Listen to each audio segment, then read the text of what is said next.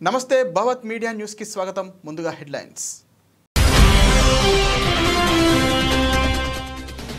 భారీ వర్షాలు వరదలు, బీజింగ్ లో 30 మంది మృతి.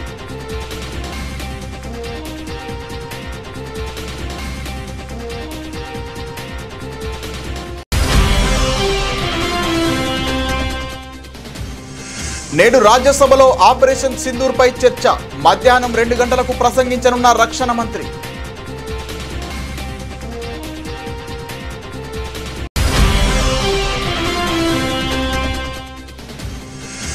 దైనిక్ జాగరణ్ కు వ్యాసం రాసిన సోనియా గాంధీ. గాజా సంక్షోభంపై మోదీ మౌనాన్ని తప్పుపట్టిన సోనియా.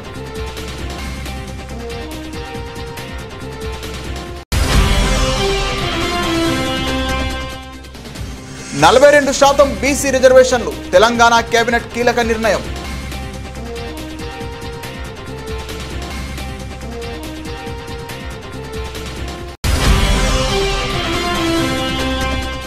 అల్వాల్ సర్కిల్ పరిధిలోని ఎంఆర్ఓ కార్యాలయంలో కళ్యాణ లక్ష్మి షాదీ ముబారక్ చెక్కులను అందజేసిన మల్కజ్గిరి ఎమ్మెల్యే మర్రి రాజశేఖర్ రెడ్డి.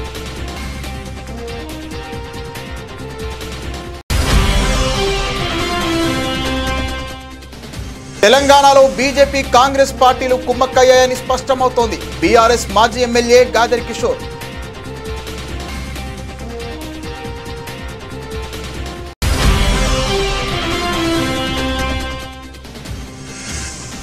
లగచర్ల రైతులకు కోర్టు హాజరు నుండి ఊరట. కోర్టు నుండి సమన్లు వచ్చిన తర్వాత రావాలని ఉత్తర్వుల్లో పేర్కొన్న జడ్జి.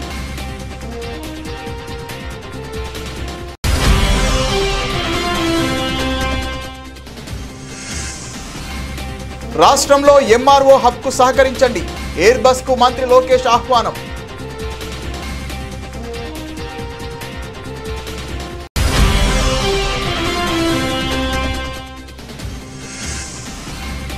టువాస్ పోర్టును సందర్శించిన చంద్రబాబు. దాదాపు 2 గంటల పాటు టువాస్ పోర్టును సందర్శించిన సీఎం.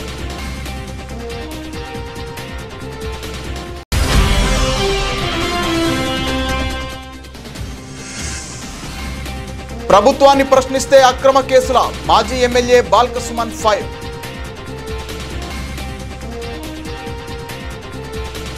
ఉత్తర చైనాలో భీకర వర్షాలు కురుస్తున్నాయి. దీంతో బీజింగ్ లో వరదలు ముంచెత్తుతున్నాయి. గత వారం రోజుల నుండి వర్షాల వల్ల 30 మంది మృతి చెందారని అధికారులు పేర్కొన్నారు.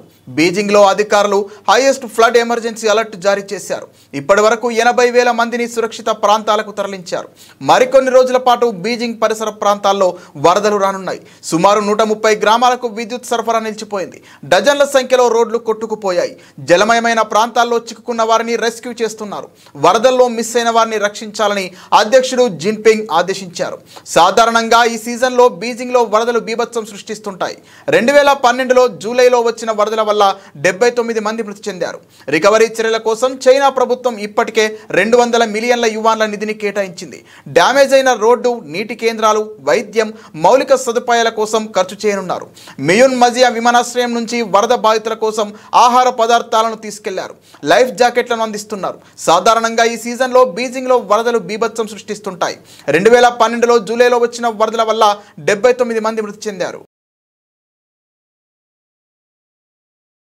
పహల్గాం ఉగ్రదాడికి ప్రతీకారంగా భారత్ చేపట్టిన ఆపరేషన్ సింధూర్ పై నేడు రాజ్యసభలో చర్చ జరగనున్న విషయం తెలిసిందే. మధ్యాహ్నం 2 గంటలకు ఎగువ సభలో రక్షణ మంత్రి రాజ్నాథ్ సింగ్ ప్రసంగించనున్నారు. ఆపరేషన్ సింధూర్ పై చర్చకు 16 గంటల చొప్పున ఉభయ సభలకు సమయం కేటాయించిన విషయం తెలిసిందే. ఇక దీనిపై చర్చ లోక్సభలో నిన్న ప్రారంభమైన విషయం తెలిసిందే. సోమవారం మధ్యాహ్నం 2 గంటలకు దిగువ సభలో సింధూర్ పై చర్చను రాజ్నాథ్ సింగ్ ప్రారంభించిన విషయం తెలిసిందే. ఇవాళ వరుసగా 2వ రోజు దిగువ సభలో సింధూర్ పై చర్చ కొనసాగుతోంది. ఆపరేషన్ సింధూర్ పై చర్చలో భాగంగా ఉభయ సభల్లో సభ్యులు పహల్గాం ఉగ్రదాడి ప్రతిగా సైన్యం తీసుకున్న చర్యలు, భారత విదేశాంగ విధానం, రక్షణ విధానం తదితర అంశాలపై చర్చించనున్నారు. కాగా ఈ ఏడాది ఏప్రిల్ 22న పాకిస్తాన్ ప్రేరేపిత ఉగ్రవాదులు 4 జమ్మూ కాశ్మీర్లోని పహల్గాంలో మారణ హోమానికి పాల్పడ్డారు. మహిళలు, పిల్లలను వదిలేసి పురుష పర్యాటకులే లక్ష్యంగా ఒక్కసారిగా కాల్పులకు పాల్పడ్డారు. ఆ కాల్పుల్లో 26 మంది ప్రాణాలు కోల్పోయారు. వారిలో 25 మంది భారత పౌరులు కాగా ఒక నేపాల్ నేపాలీ ఉన్నారు. ఈ ఉగ్రదాడికి ప్రతీకారంగా భారత్ ఆపరేషన్ సింధూర్ పేరుతో పాక్పై విరుచుకుపడింది. అర్ధరాత్రి మెరుపు దాడి చేసి ఏకంగా 9 ఉగ్రవాద స్థావరాలను ధ్వంసం చేసింది. గాజాలో ఇజ్రాయెల్ సైనిక చర్యలపై కాంగ్రెస్ పార్లమెంటరీ పార్టీ నాయకురాలు సోనియా గాంధీ తీవ్ర స్థాయిలో మండిపడ్డారు. ప్రధానమంత్రి నరేంద్ర మోదీ ఈ సంక్షోభంపై నీచమైన మౌనం వహిస్తున్నారని ఆమె ఆరోపించారు. గాజా ప్రజలకు మద్దతుగా భారతదేశం స్పష్టమైన ధైర్యవంతమైన వైఖరిని తీసుకోవాలని ఆమె పిలుపునిచ్చారు.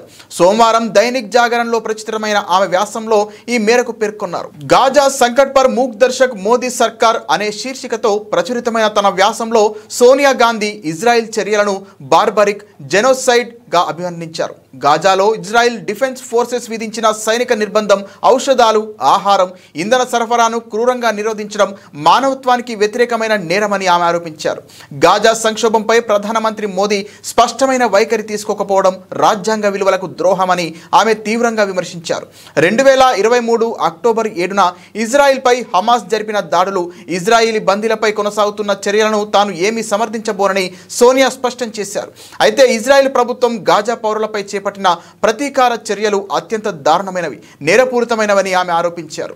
గత 2 ఏళ్లలో గాజాలో 55,000 మంది పౌరులు, అందులో 17,000 మంది పిల్లలు మరణించారని, చాలా వరకు నివాస భవనాలు ధ్వంసమయ్యాయని, గాజా సామాజిక వ్యవస్థ పూర్తిగా శిథిలమైందని ఆమె ఆవేదన వ్యక్తం చేశారు. 1974లో ఇందిరాగాంధీ నాయకత్వంలో పాలస్తీన్ లిబరేషన్ ఆర్గనైజేషన్ను పాలస్తీనియన్ ప్రజల ఏకైక చట్టబద్ధమైన ప్రతినిధిగా గుర్తించిన మొదటి అరబేతర దేశంగా భారత్ నిలిచిందని సోనియా గుర్తు చేశారు. 1988లో పాలస్తీన్ దేశాన్ని అధికారికంగా గుర్తించిన మొదటి దేశాలలో భారతదేశం ఒకటని ఆమె పేర్కొన్నారు.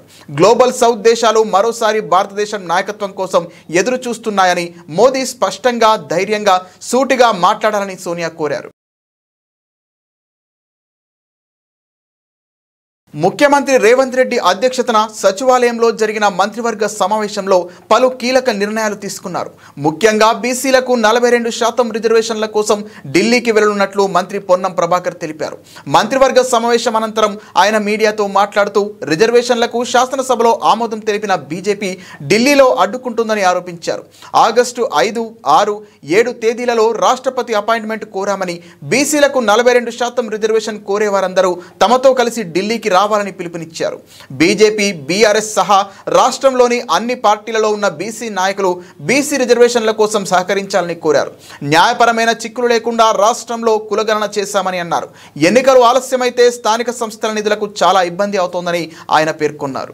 ముఖ్యమంత్రి గారు కేబినెట్ కూడా నిర్ణయం చేసినాం. ఆగస్టు 5, 6, 7 3 రోజులు గౌరవ ముఖ్యమంత్రి గారు అపాయింట్మెంట్ అడుగుతా ఉన్నారు. గౌరవ పార్లమెంటు ప్రతిపక్ష నాయకులు అపాయింట్మెంట్ అడుగుతారు. గౌరవ రాజ్యసభ ప్రతిపక్ష నాయకుడు కూడా రాష్ట్రపతి గారు అపాయింట్మెంట్ అడిగి దేశంలో ఉన్నటువంటి కాంగ్రెస్ పార్టీ మిత్రపక్షాలతో సహా 100 మంది ఎంపీల పైన, రాజ్యసభ సభ్యులతో సహా తెలంగాణలో ఉన్నటువంటి ప్రతి శాసనసభ్యుడు, శాసనమండలి సభ్యుడు, ఎంపీలు, మంత్రులందరం కూడా 5, 6, 7 ఢిల్లీకి వెళ్తా ఉన్నాం. తెలంగాణలో ఉన్నటువంటి బీసీ మేధావులు, బీసీల నాయకులు, కుల సంఘాల నాయకులు ఆనాడు ఏ జాయింట్ యాక్షన్ కమిటీ వేసుకొని తెలంగాణ ఉద్యమం కొరకు పోరాడినో ఇవాళ ఇది ఒక కీలకమైనటువంటి దశ. గ్రామీణ ప్రాంతాల్లో మనకు వచ్చేటువంటి 42% రిజర్వేషన్ కాపాడుకోవడానికి, అమలు చేసుకోవడానికి ఒక అవకాశాన్ని వినియోగించుకునే బాధ్యత క్షేత్రస్థాయిలో ఉన్నటువంటి అన్ని కుల సంఘాలది, బీసీ సంఘాలది, బీసీ మేధావులది. మా చిత్తశుద్ధితో మేము ఉన్నాం. ఎక్కడ కూడా 1% డివేట్ కాకుండా మా ముఖ్యమంత్రి గారు అనేక సందర్భాల్లో ఎన్ని విమర్శలు వచ్చినా, ఎవరిని చెప్పినా ఉప ముఖ్యమంత్రి గారు, సబ్ కమిటీ చైర్మన్, పిసిసి అధ్యక్షులు అందరూ కూడా టోటల్ క్యాబినెట్ మా నాయకత్వం రాహుల్ గాంధీ గారు మాట ఇచ్చినారు, దాన్ని అమలు చేయాలని. అల్వాల్ సర్కిల్ పరిధిలోని ఎంఆర్ఓ కార్యాలయంలో కళ్యాణలక్ష్మి, షాదీ ముబారక్ చెక్కులను అందజేసిన మల్కజ్గిరి ఎమ్మెల్యే మర్రి రాజశేఖర్ రెడ్డి. ఈ సందర్భంగా ఎమ్మెల్యే మాట్లాడుతూ బీఆర్ఎస్ ప్రభుత్వం ప్రవేశపెట్టిన కళ్యాణలక్ష్మి, షాదీ ముబారక్ చెక్కుల పథకాన్ని కాంగ్రెస్ ప్రభుత్వం ప్రజలకు అందజేయడం సంతోషకరమని, కాంగ్రెస్ ప్రభుత్వం ఇచ్చిన హామీ తులం బంగారం కూడా కళ్యాణలక్ష్మిలో, షాదీ ముబారక్లో చేర్చి ప్రజలకు అందించే ప్రయత్నం చేయాలని ఎమ్మెల్యే మర్రి రాజశేఖర్ రెడ్డి కోరారు. ఈ కార్యక్రమంలో స్థానిక కార్పొరేటర్లు, బీఆర్ఎస్ పార్టీ నాయకులు, కార్యకర్తలు తదితరులు పాల్గొన్నారు. అల్వాల్ మండల కార్యాలయంలో పెద్ద ఎత్తున జరుగుతుంది. సుమారు 64 చెక్కులు లబ్దిదారులకు అందజేయడం జరిగింది.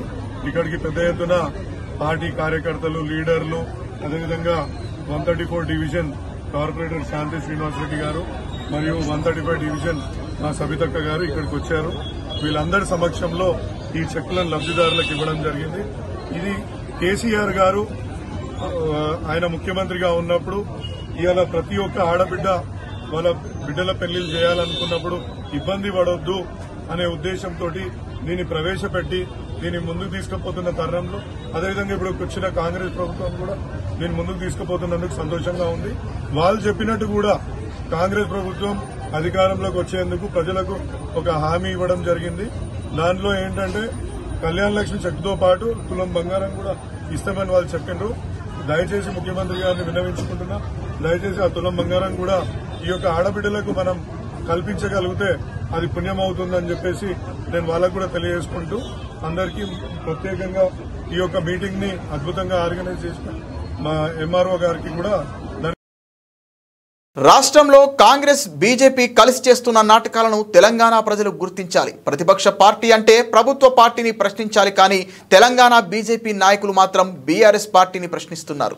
గోదావరి జలాల గురించి ఒక్క కాంగ్రెస్ ఎంపీ మాట్లాడు, ఒక్క బీజేపీ ఎంపీ మాట్లాడు. బండి సంజయ్కి ఎలాగో చదువు రాదు కాబట్టి స్పందించాడు. తెలంగాణలో బీజేపీ కాంగ్రెస్ పార్టీలు కుమ్మక్కయ్యాయని స్పష్టమవుతోంది. సీఎం రమేష్ ఇంకోసారి పిచ్చి పిచ్చిగా మాట్లాడితే నీ తోడకలు తీస్తాం. సీఎం రమేష్ అనేటోడు ఒక బ్రోకర్ గాడు. కేటీఆర్ గారి గురించి మాట్లాడితే నువ్వు హైదరాబాద్ వచ్చినప్పుడు నీ తోడ్కలు తీస్తా, చంద్రబాబు బూట్లు నాక్కుంటా, బీజేపీ అధికారంలోకి రాగానే నన్ను ఎక్కడ జైల్లో పెడతారో అని భయపడి మోదీ సంకల కూసున్న ఒక బ్రోకర్ గాడు కేటీఆర్ గురించి మాట్లాడుతున్నాడని బీఆర్ఎస్ మాజీ ఎమ్మెల్యే గాదర్ కిషోర్ మండిపడ్డారు. మనం ఒకటే ఆలోచన చేయాలి. ఎక్కడైనా సరే ఒక ప్రభుత్వ పక్షం ఉండి ప్రతిపక్షం ఉంటే ప్రతిపక్ష పార్టీలు కలిసి ప్రభుత్వాన్ని ప్రశ్నిస్తాయి. ఈరోజు బీజేపీ ప్రతిపక్షంలో ఉండి రాష్ట్రంలో ఒక ప్రతిపక్షం గురించి మాట్లాడుతుంది, కేసీఆర్ గారి గురించి, కేటీఆర్ గారి గురించి, బీఆర్ఎస్ పార్టీ గురించి. ఇప్పటి వరకు కాంగ్రెస్ పార్టీ గురించి మాట్లాడరు. అంటే ఏంది ఒప్పందం? గోదావరి జిల్లాల గురించి ఒక మాట బీజేపీ ఎంపీలు మాట్లాడరు, కాంగ్రెస్ ఎంపీలు మాట్లాడరు, నా కిషన్ రెడ్డి మాట్లాడాడు, నా బండి సంజయ్ మాట్లాడు. సంజయ్ గడ్డ చదివే రాదానికి ఎక్కడ పోతుందో తెలియదు కాబట్టి ఆయన మాట్లాడు. సో దీన్ని ప్రశ్నించాల్సింది వదిలిపెట్టి బీఆర్ఎస్ని ప్రశ్నిస్తున్న అంటేనే మీరు ప్రజల పక్షాన లేరు, ప్రభుత్వాలు రెండు కుమ్మక్క అయిపోయినటువంటి విషయం స్పష్టమవుతున్నది. తస్మాత్ జాగ్రత్త ప్రజల గుర్తుంచుకోరి. దొంగతనంగా గోదావరి జిల్లాను ఎవరు తరలించకపోయినా ప్రశ్నిద్దాం. రేపు వచ్చే స్థానిక సంస్థల ఎన్నికలలో బీఆర్ఎస్ పార్టీకి పట్టం కట్టి మీరు ప్రశ్నించే పద్ధతిని ఎవరైతే ఉన్నారో ముందుకు సాగుతున్నారో వారికి మద్దతుగా నిలబడండి అని చెప్పేసి తెలియజేస్తా ఉన్నాం. కొడంగల్ మాజీ ఎమ్మెల్యే పట్నం నరేందర్ రెడ్డితో పాటు లగచర్ల రైతులకు కోర్టు హాజరు నుండి ఊరట లభించింది. లగచర్ల ఫార్మా భూసేకరణ విషయంలో అక్రమంగా అరెస్ట్ అయిన కొడంగల్ మాజీ ఎమ్మెల్యే పట్నం నరేందర్ రెడ్డితో పాటు లగచర్ల రైతులకు కోర్టు హాజరు నుండి నాంపల్లి ప్రత్యేక పీడీపీపీ కోర్టు మినహాయింపు ఇచ్చింది. పొలాలకు వెళ్లాల్సిన రైతులు కోర్టుకు రావాల్సి వస్తోందని, దినసరి పనుల నిమిత్తం హాజరు నుండి మినహాయింపు ఇవ్వాలని లాయర్ వాదనలతో మినహాయింపు తీర్పునిచ్చారు. కోర్టు నుండి సమన్లు వచ్చిన తర్వాత రావాలని ఉత్తర్వులో జడ్జి పేర్కొన్నారు. క్రైమ్ నెంబర్ 153కి సంబంధించి బొమ్రా స్టేట్ పోలీసులు అక్రమంగా పట్నం నరేందర్ రెడ్డి గారి మీద, అదేవిధంగా సురేష్ మీద, మిగతా రైతుల మీద అక్రమంగా నమోదు చేసినటువంటి కేసులు, అంటే ఇప్పటి వరకు బెయిల్ పొందినప్పటి నుంచి కోర్టు యొక్క కండిషన్స్ ను ఫాలో అవుతూ ప్రతి కేసుకి రైతులందరూ, నరేందర్ రెడ్డి గారితో పాటు రైతులందరూ హాజరు కావడం జరిగింది. ఈరోజు క్లియర్ గా మేము కోర్టు దృష్టికి రైతుల హాజరు నుంచి మినహించాలని రైతుల తరఫున మేము ఈరోజు వాదనలు వినిపించడం జరిగింది. క్లియర్ గా ఒక విషయం చెప్పడం జరిగింది. అంటే కాంగ్రెస్ ప్రభుత్వం వచ్చినప్పటి నుంచి అక్రమంగా కేసు పెట్టడమే కాకుండా రైతులు పొలాలలో పనులు చేసుకున్నటువంటి రైతులు, ఈ సీజన్ పొలాలలో పనులు చేసుకోవాల్సిన రైతులు కోట్ల చుట్టూ తిరుగుతున్నారు. యువరాన మేము హాజరు నుంచి వాళ్ళకు మినహాయింపు కావాలి అని క్లియర్ గా జడ్జి గారిని విన్నవించినప్పుడు, ఆర్గ్యుమెంట్ చేసినప్పుడు మా వాదనలు విన్న న్యాయమూర్తి, అంటే పీడీపీపీ స్పెషల్ కోర్టు న్యాయమూర్తి గారు రైతులందరికీ, నరేందర్ రెడ్డి గారితో పాటు రైతులందరికీ హాజరు నుంచి మినహాయింపు కల్పిస్తూ ఛార్జ్ షీట్ వేసిన తర్వాత సమ్మన్స్ వచ్చి సింగపూర్ పర్యటనలో భాగంగా రాష్ట్ర మంత్రి లోకేష్ పారిశ్రామిక దిగ్గజ సంస్థల ప్రతినిధులను కలిశారు. ఆంధ్రప్రదేశ్లో తమ సంస్థలను ఏర్పాటు చేయడం ద్వారా రాష్ట్ర అభివృద్ధిలో భాగస్వామ్యం కావాలని వారిని ఆహ్వానించారు. సోమవారం ఆయన Airbus Asia Pacific president Anand Stanley, air world chairman Simon టూన్లతో భేటీ అయ్యారు. విమానయాన రంగంలో మెయింటెనెన్స్, రిపేర్, ఓవరాల్ హబ్గా ఏపీ అభివృద్ధి చెందడానికి సహకరించాలని ఆనంద్ స్టాన్లీని కోరారు. పొరుగు దేశాలైన శ్రీలంక, బంగ్లాదేశ్, భూటాన్, నేపాల్, ఆగ్నేయాసియా మార్కెట్ల నుంచి విమాన సేవల డిమాండ్ పెరుగుతోందని, ఇది ఎంఆర్ఓ సేవలకు పెద్ద క్యాప్టెన్ మార్కెట్ ను సృష్టించగలుగుతుందని అభిప్రాయపడ్డారు. భారత్లో 850 కంటే ఎక్కువ ఎయిర్ బస్ విమానాలు ఎగురుతున్నాయని వివరించారు. దక్షిణాసియాలో ఎయిర్ బస్ కు డెడికేటెడ్ ఎంఆర్ఓ హబ్ గా ఆంధ్రప్రదేశ్ మారే అవకాశం ఉందన్నారు. విమానయాన భాగస్వాములకు సమర్థవంతమైన సర్వీసింగ్ సేవల కోసం ఏపీతో కలిసి పనిచేయాల్సిందిగా కోరారు. సమగ్ర పర్యావరణ వ్యవస్థను నిర్మించడానికి సింగపూర్ ప్రమాణాలకు అనుగుణంగా ప్రపంచ స్థాయి సౌకర్యాలను కల్పించడానికి సిద్ధంగా ఉన్నామని లోకేష్ హామీ ఇచ్చారు. రాష్ట్రంలోని సౌకర్యాలను చూసేందుకు ఒకసారి ఏపీకి రావాలని ఆనంద్ స్టాన్లీని ఆహ్వానించారు. As a delegation, we stand in front of you to take this partnership to the next level across sectors like IT, electronics, clean energy, fintech, food processing, and compressed biogas. Andhra Pradesh is not merely another state. It is a gateway to India. With our 974-kilometer long coastline, strategic ports, and proximity to Southeast Asia, we offer an unmatched logistical advantage. We are deeply focused on becoming a hub for India's future industries, from technology to electronics to energy. We are creating an ecosystem where investment is easy, talent is abundant, and the government is an active enabler. So once you sign with Andhra Pradesh, it is no longer your project, it is our project, and I'll give 3 specific examples of this. When ArcelorMittal was deciding on which state to enter in India, all it took was one Zoom call with Aditya Mittal to convince him to come to Andhra Pradesh, and it is going to be India's largest steel plant coming to Andhra Pradesh. Second example, my dear friend Karan is amongst the audience. We spoke in depth about data centers, and when one of the companies actually required policies changes at the federal level, it was the Honorable Chief Minister Mr. Naidu who led that change from the front, and it will be one of the largest investments in that data center sector that India has ever seen, and we'll be announcing that soon. And a third example I like to share is in renewable energy space. ReNew is one of the larger players in the renewable energy space, and I had an opportunity to meet Sinha ji at the ground laying ceremony for his power project. That was a hybrid project which had solar, wind, and battery energy storage system. But after that foundation stone, we shook hands with an understanding that he will make Andhra Pradesh his second home, and we followed it up by a WhatsApp message that now got him to invest in terms of manufacturing facilities in the state of Andhra Pradesh. So once you sign with us, it's no longer your project, it will be our project, and we will lead. రెండో రోజు Singapore పర్యటనలో భాగంగా ముఖ్యమంత్రి చంద్రబాబు నాయుడు ఆ దేశం నిర్మిస్తున్న ప్రతిష్టాత్మక Tuas పోర్టును సందర్శించారు. ఆసియాలోనే రెండో అతిపెద్ద కంటైనర్ టెర్మినల్ పోర్టుగా టువాస్ పోర్టును సింగపూర్ ప్రభుత్వం నిర్మిస్తోంది. రాష్ట్రంలో పెద్ద ఎత్తున తీర ప్రాంతం ఉందని, తీర ప్రాంతం ఆధారంగా పెద్ద ఎత్తున పెట్టుబడులు ఆకర్షించాలని కూటమి ప్రభుత్వం ఆలోచన చేస్తోంది. దీంట్లో భాగంగా రాష్ట్రంలో పోర్టుల అభివృద్ధికి, పోర్టు ఆధారిత పరిశ్రమల ఏర్పాటుకు ప్రభుత్వం పెద్దపీట వేస్తోంది. ఈ క్రమంలో సింగపూర్ ప్రభుత్వం నిర్మిస్తున్న అతిపెద్ద టువాస్ పోర్టును సీఎం బృందం సందర్శించి అధ్యయనం చేసింది. టువాస్ పోర్టు సందర్శనలో భాగంగా port of Singapore authority regional CEO Vincent తో సీఎం చంద్రబాబు భేటీ అయ్యారు. పోర్టు నిర్మాణం మొదలుకొని పోర్టు నిర్వహణ, కార్యకలాపాలు వంటి అంశాలపై టువాస్ పోర్టు అధికారులతో చంద్రబాబు బృందం చర్చించింది. పోర్టు కార్యకలాపాల నిర్వహణలో ఎలాంటి సాంకేతిక అంశాలను ఏ విధంగా వినియోగిస్తున్నారనే అంశంపై ఆరా తీసిన చంద్రబాబు టువాస్ పోర్టులోని ఆర్టిఫిషియల్ ఇంటెలిజెన్స్ తో కూడిన ఆటోమేషన్ వ్యవస్థను పరిశీలించారు. అతిపెద్ద కంటైనర్ టెర్మినల్ పోర్టు నిర్మాణానికి ఎంత ఖర్చయింది, ఎన్ని విడతల్లో టువాస్ పోర్టు నిర్మాణం చేపడుతున్నారనే అంశాలను సీఎం అడిగి తెలుసుకున్నారు. మొత్తంగా 1.70 లక్షల కోట్ల వ్యయంతో టువాస్ పోర్టు నిర్మాణం చేపడుతున్నట్లు పోర్టు అథారిటీ సీఈఓ విన్సెంట్ చెప్పారు. 4 విడతలుగా పోర్టును నిర్మించాలని తమ ప్రభుత్వం ప్రణాళికలు సిద్ధం చేసిందని విన్సెంట్ పేర్కొన్నారు. Today I can say very proudly, India is having so many advantages. I came to Singapore this time to straighten the record also. Recently, we had even government of Singapore, they had some unpleasant things. For all these things, it is my duty to come here to straighten the record with government of Singapore. I am very happy. Today I met minister. Even I used to quote always. I try to collect some information. Sometimes people are saying Singapore is integrity is very high, there is no corruption. I challenge my people also. I want to test it.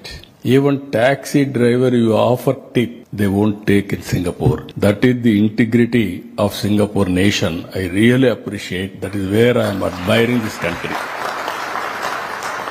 Small island. If you say today, any best practices are all coming from Singapore.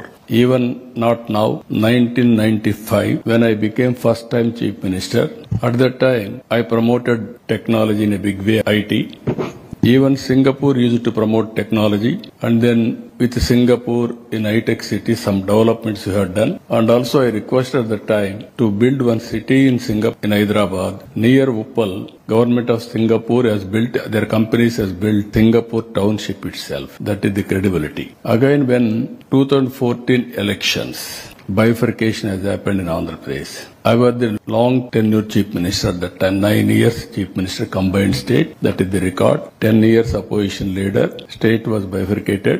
Then we didn't have any capital. I promised to the people, I am going to build city just like Singapore. That is my commitment. I will build. ప్రభుత్వాన్ని ప్రశ్నించిన BRS నేతలపై అక్రమ కేసులు పెట్టడం దుర్మార్గమని మాజీ MLA Balka Suman ఆగ్రహం వ్యక్తం చేశారు. ఇటీవల బీఆర్ఎస్వి సమావేశంలో యూనియన్ అధ్యక్షుడు గెల్లు శ్రీనివాస్ సతీమణిపై అక్రమ కేసు పెట్టారంటూ కేటీఆర్ చేసిన ఆరోపణలను జూబ్లీహిల్స్ ఠాణా ఎస్హెచ్ఓ ఖండించడం శోచనీయమని పేర్కొన్నారు. బిఎన్ఎస్ సెక్షన్ 109 కింద కేసు పెట్టినట్లు ఆమెకు ఇచ్చిన నోటీసుల్లో పేర్కొన్న పోలీసులు బుకాయించడం ఎంతవరకు సమంజసమని ప్రశ్నించారు. బిఎన్ఎస్ సెక్షన్ 109 అంటే హత్యాయత్నం కేసు కాదా అని నిలదీశారు. జూబ్లీహిల్స్ పోలీసులు వాస్తవాలను మరుగున పెట్టి ప్రజలను తప్పుదోవ పట్టిస్తున్నారని ఆరోపించారు. సోమవారం ఆయన తెలంగాణ భవన్లో మీడియాతో మాట్లాడుతూ రాష్ట్రంలో కొందరు పోలీసులు సీఎం రేవంత్ రెడ్డి ప్రైవేట్ సైన్యంలా పనిచేస్తున్నారని విమర్శించారు. ఇందిరమ్మ పాలన తెస్తామని చెప్పిన రేవంత్ రెడ్డి ఎమర్జెన్సీ పాలన తెచ్చారని బీఆర్ఎస్ ను అణిచివేసే కుట్రలకు తెగబడుతున్నారని దుయ్యబట్టారు. గెల్లు శ్రీనివాస్ యాదవ్ గారి సతీమణి మీద మా అటెంప్ట్ మర్డర్ కేసు మేము పెట్టలేము అని చెప్పి వాళ్ళు అంటారు. ఇది 16వ తేదీ నాడు పోలీసులు పోలీస్ స్టేషన్కు వచ్చి విచారణకు సంబంధించి హాజరు కావాలని చెప్పి ఇచ్చినటువంటి నోటీస్ ఆఫ్ అపియరెన్స్ గెల్లు శ్వేత గారికి. దీంట్లో చాలా క్లియర్గా వాళ్ళు ఏం చెప్పారంటే, in complaints with the orders of the honourable high court of Telangana so and so date A notice under section 35(3) BNSS was issued to you on 14/7/2025 in connection with crime number 441/2025 registered at Jubilee Hills Police Station under sections 331 subsection 5, 331 subsection 7, 109 subsection 1 ఇంకా చాలా sections దీంట్లో ఉన్నాయి, appearance నోటీస్లో ఉన్నాయి. ఇప్పుడు వాళ్ళు నిన్న release చేసినటువంటి స్టేట్మెంట్లోనేమో clarification on allegations made by Shri KT Rama Rao MLA Sircilla and BRS working president regarding police action on FIR number 441/2025 Jubilee Hills police station అని చెప్పి వాళ్ళు ఒక క్లారిఫికేషన్ రిలీజ్ చేశారు. వాళ్ళు రిలీజ్ చేసినటువంటి క్లారిఫికేషన్లో కూడా చాలా క్లియర్గా 238 BNS was invoked against Srimati Shweta. No attempt to murder charges have been applied against Srimati Shweta as she was not present at the scene of the offence and had no direct role in the act of violence అని చెప్పి నిన్న release చేసినటువంటి దాంట్లోనేమో ఈ రకంగా చెప్పారు statement. వాళ్ళు ఇచ్చినటువంటి notice for appearance దాంట్లోనేమో చాలా క్లియర్గా ఈ సెక్షన్స్ మెన్షన్ చేస్తూ చెప్పినారు. మరి 109 సెక్షన్ ఇది భారతీయ న్యాయ సంహిత 2023 బుక్. దీంట్లో చాలా క్లియర్గా 109 సెక్షన్ ఏంటంటే అటెంప్ట్ టు మర్డర్. గతంలో ఇండియన్ పోలీస్ కోడ్ 1860 యాక్ట్ ప్రకారం అప్పుడు 307 సెక్షన్ ఉండే. ఇప్పుడు ఈ భారతీయ న్యాయ సంహిత 2023 వచ్చిన తర్వాత 109 సెక్షన్ అటెంప్ట్ టు మర్డర్గా మార్చబడ్డది. కాకాని గోవర్ధన్ రెడ్డిపై కూటమి ప్రభుత్వం 17 అక్రమ కేసులను బనాయించింది. 2 మాసాలుగా వరుస ఛార్జిషీట్లు వేస్తూ కక్ష సాధింపు చర్యలు చేస్తోంది. కాకానిని పరామర్శించేందుకు నెల్లూరు వెళ్లడానికి వైఎస్ జగన్కు హెలికాప్టర్ పర్మిషన్ ఇవ్వకుండా చంద్రబాబు ప్రభుత్వం కుట్రలు పన్నింది. చివరకు హెలికాప్టర్ పర్మిషన్ ఇచ్చినప్పటికీ దేశంలో ఎక్కడ లేని ఆంక్షలు విధిస్తోందని ఎమ్మెల్సీ పర్వతిరెడ్డి చంద్రశేఖర్ రెడ్డి అన్నారు. జైలుకు పక్కన ఉన్నటువంటి ఒక అడవిలో హెలిప్యాడ్ని చూపించి ఇక్కడ మీరు ల్యాండ్ కావాలా, పక్కనే ఉన్నటువంటి జైల్లో గోవర్ధన్ రెడ్డి గారిని పరామర్శించి మళ్ళీ వెంటనే మీరు హెలికాప్టర్ ద్వారా తిరిగి వెళ్ళాలా అని చెప్పి ఆ రోజు చెప్పడం కూడా జరిగింది. అయితే అది ఎట్లాంటి పరిస్థితుల్లో సాధ్యం కాదు. సో పబ్లిక్ని జగన్మోహన్ రెడ్డి గారిని చూడడానికి రావడం కానీ ఇవన్నీ కూడా జరుగుతాయి. సో ఆ ప్లేస్ని కూడా 1 డే లోపల హెలిప్యాడ్ని తయారు చేయడం కూడా సాధ్యం కాదని చెప్పి ఆ రోజు నిరాకరించడం కూడా జరిగింది. అయితే ఎటకేళ్ళకి ఈరోజు మరి 2 దురదృష్టకరమైన సంఘటనలు జరగడం కానీ అలానే నెల్లూరులో జరుగుతున్నటువంటి పరిణామాలు కూడా విపరీతమైనటువంటి స్థాయిలో ఉండడం, వీటన్నిటిని చూసిన తర్వాత జగన్మోహన్ రెడ్డి గారు రేపు 31వ తారీఖున అంటే గురువారం రోజు నెల్లూరుకి రావాలని గోవర్ధన్ రెడ్డి గారిని ములాఖతు ద్వారా పరామర్శించి అక్కడి నుంచి ప్రసన్న కుమార్ రెడ్డి గారి ఇంటికి వచ్చి అక్కడ జరిగినటువంటి తీరుని దాన్నంతా కూడా తెలుసుకోవడం కానీ ఆ కుటుంబ సభ్యులను పరామర్శించడం కానీ చేయాలన్న ఆలోచనతో రేపు 31వ తారీఖున అంటే గురువారం రోజున ఉదయం 10 గంటలకి హెలికాప్టర్ ద్వారా రావడం కూడా జరుగుతూ ఉంది. అయితే ఈ సందర్భంగా చాలా దురదృష్టం అనే చెప్పాలా, విపరీతమైనటువంటి ఆంక్షలు నిన్నటి నుంచి అధికారులు పాపం వాళ్ళని కూడా మనం ఏం మాట్లాడడానికి లేదు, వాళ్ళకే అర్థమవుతా ఉంది వాళ్ళు చెప్పేటి సాధ్యం కాదు. ఇవి ఎక్కడా కూడా ఇప్పటికీ మన ఆంధ్ర రాష్ట్రంలో కానీ ఎక్కడా కూడా ఇటువంటి ఆంక్షలు పెట్టినటువంటి చరిత్ర ఎక్కడ కూడా ఉండదు. అయితే వారికి కూటమి ప్రభుత్వం నుంచి వచ్చినటువంటి ఒత్తిడి కారణంగా ఆ ఆంక్షలు పెట్టడం కూడా జరుగుతూ ఉంది.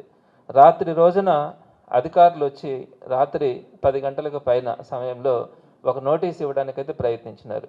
ఇందులో ఏముంది అంటే ఈ నోటీసులో జగన్మోహన్ రెడ్డి గారితో కేవలం 3 వెహికల్స్ మాత్రమే ఉండాలా అని, అదేవిధంగా జగన్మోహన్ రెడ్డి గారు వచ్చినప్పుడు హెలిప్యాడ్ దగ్గర కానీ ములాఖత్కి వెళ్ళేటప్పుడు 10 మంది మాత్రమే జగన్మోహన్ రెడ్డి గారితో ఉండాలా అని, అలానే 3వ పాయింట్ ప్రసన్న కుమార్ రెడ్డి గారి ఇంటికి వచ్చినప్పుడు అసలు అక్కడ గ్యాదరింగే ఉండకూడదు అంటే ఒక్కరు కూడా అక్కడ ఉండకూడదు అని.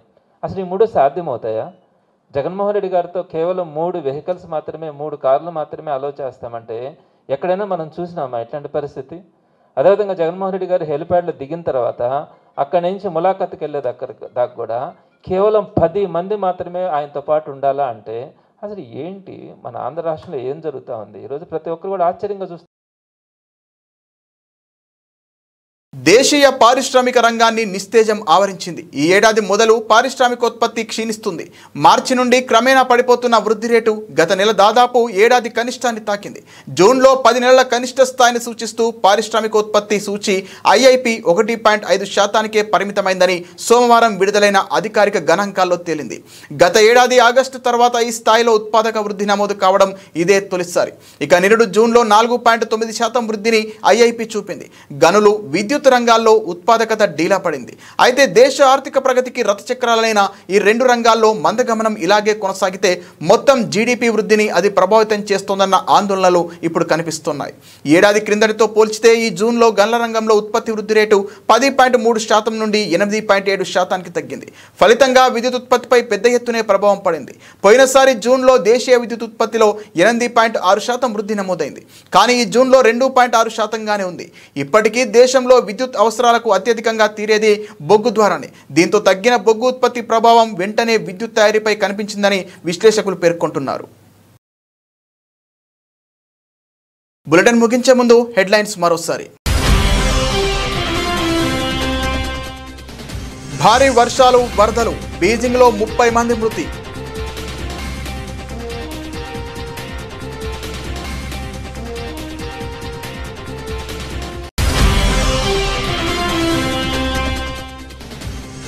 నేడు రాజ్యసభలో ఆపరేషన్ సింధూర్పై చర్చ. మధ్యాహ్నం 2 గంటలకు ప్రసంగించనున్న రక్షణ మంత్రి.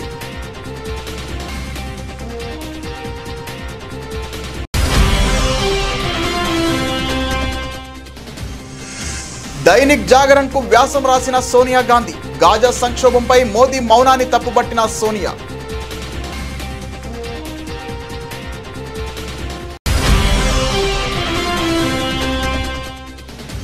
42% బీసీ రిజర్వేషన్లు. తెలంగాణ కేబినెట్ కీలక నిర్ణయం.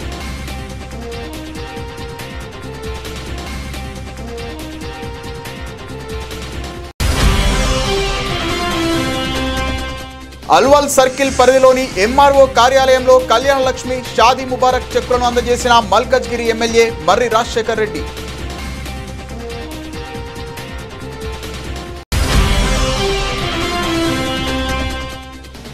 తెలంగాణలో బీజేపీ, కాంగ్రెస్ పార్టీలు కుమ్మక్కయ్యాయని స్పష్టమవుతోంది. బీఆర్ఎస్ మాజీ ఎమ్మెల్యే గాజర్ కిషోర్.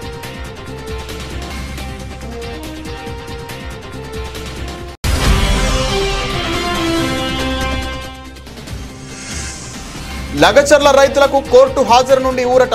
కోర్టు నుండి సమన్లు వచ్చిన తర్వాత రావాలని ఉత్తర్వుల్లో పేర్కొన్న జడ్జి.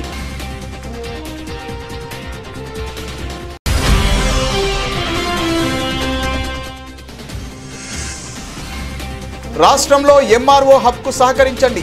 ఎయిర్ బస్కు మంత్రి లోకేష్ ఆహ్వానం.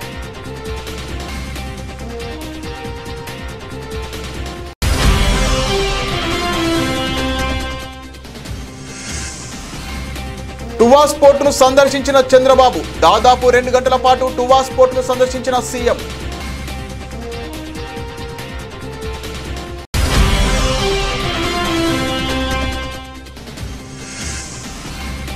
ప్రభుత్వాన్ని ప్రశ్నిస్తే అక్రమ కేసుల మాజీ ఎమ్మెల్యే బాల్క సుమన్ ఫైర్.